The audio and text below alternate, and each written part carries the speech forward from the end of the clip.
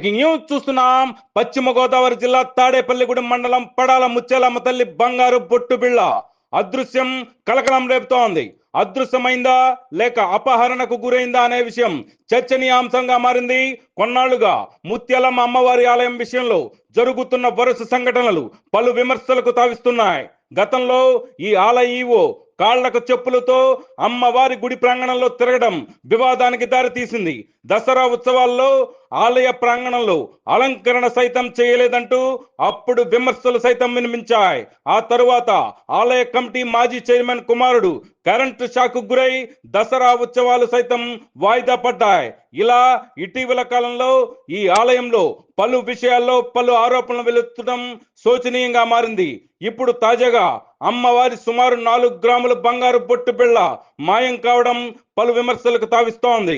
చాలా రోజులుగా ముత్యాలమ్మ తల్లి అమ్మవారికి పాలక మండలి లేకపోవడం వల్లే జవాబుదారీతనం లేదని, అందువల్లే ఇటువంటి వ్యవహారాలు వెలుగు చూస్తున్నాయని భక్తులు ఆరోపిస్తున్నారు.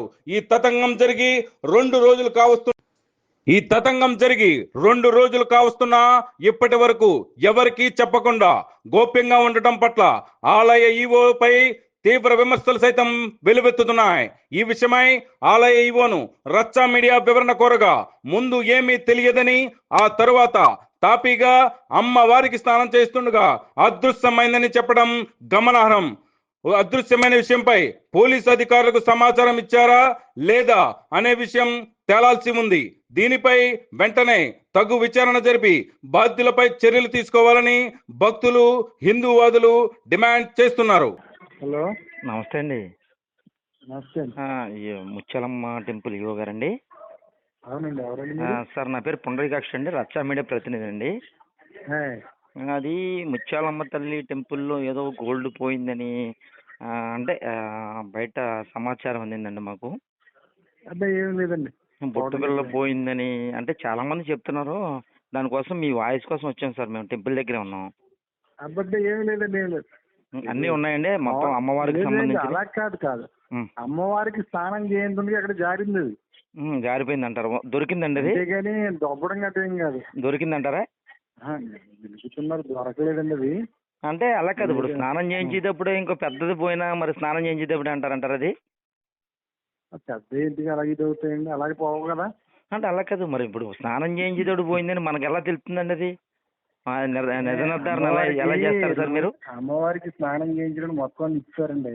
అవును సార్. అమ్మవారికి దంగలో చీరలు ఇవన్నీ ఉంటాయి కదండి. అవును సార్. అవును సార్. తీసినప్పుడు బొట్టు బిళ్ళ వెళ్ళేది అది గ్రాములు అండి. అది 2 గ్రాములు ఎంతో ఉంటుంది. అదే 4 గ్రాములు మా దగ్గర సమాచారం అయితే ఉందండి. అది అంటే భక్తులు మనోభావాలు దెబ్బతింటాయి కదా. నేను అమ్మవారికి చేయించాను, ఆ బొట్టు వెళ్ళలేదు అని వాళ్ళ ఫీలింగ్ వాళ్ళకుంటాయి కదా. లేదండి, లేదు అది. అంటే మీరు అలా కాదు, మీరు నిర్ధారణ అంటే స్నానం చేయించేటప్పుడే పోయింది అని నిర్ధారణ ఎలా చేయగలుగుతారు సార్ అని అడుగుతున్నాను మిమ్మల్ని. అది స్నానం చేయించిన తర్వాత కనపడలేదు. అది నిలిచారు మా వాళ్ళు అందరూ. నిలికారా? నెతికారండి. అది ఆ పువ్వులతోటి అటుతోటి మొత్తం ఇటు జారిపోయిందండి. అంతేనండి, అది ఏం కాదు. మరి ఇప్పుడు ఎలా అండి అది? అంటే మరి దానికి ఎలా రాస్తారు? అమ్మవారిది అంటే ఒక అపహరణకు గురైనట్టు కాదు, జారిపోయింది అంటున్నారు కదా మీరు. మరి దాన్ని మరి అమ్మవారిది అన్ని కూడా, ఎందుకంటే ఒక అందులో మీరు కూడా అందులో ఇది ఉన్నారు కాబట్టి, ఒక మంచి ఉద్యోగంలో ఉన్నారు కాబట్టి మరి దాన్ని ఎలా చేస్తారు? అంటే మీ పై అధికారికి ఎలా తెలియజేస్తారని అడుగుతున్నాను అండి. చేయించేస్తున్నాడు దాన్ని. అది అయిపోయింది కూడా. రేపు వచ్చేస్తుందేమో అనుకుంటున్నాం.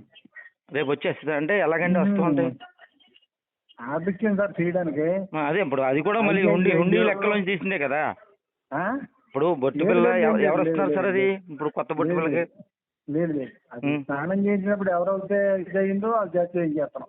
ఇప్పుడు స్నానం చేసినప్పుడు పోతే వాళ్ళందరూ కలిపి వేసుకుంటున్నారంటారా బొట్టు పిల్లకండి? ఏమండి, ఇప్పుడు స్నానం చేసేటప్పుడు ఎవరైతే ఉన్నారో అక్కడ ఉద్యోగులు వాళ్ళంతా కూడా దానికి బాధ్యులు అవుతారని చెప్తున్నారు కదా మీరు. అది ఒక స్టాప్ స్నానం చేయడానికి జారిపోయిందండి. ఇప్పుడు ఎవరు వేసుకుని చేయించున్నారని అడుగుతున్నాను సార్. ఇప్పుడు అమ్మవారి బొట్టుపల్లి వచ్చేసింది, మాకు హ్యాపీ, మేము హిందువులమే, ఇబ్బంది ఏం కాదు. అది ఎలా ఇప్పుడు వాళ్ళ ఎవరైతే ఉన్నారో వాళ్ళు ఎంతమంది చేస్తున్నారండి? ఎంత కలిపి ఎన్ని గ్రాములు? బాలాజీ అనే అబ్బాయి ఉన్నాడు, ఎన్ని గ్రాములు సార్ అది? అయిపోయింది.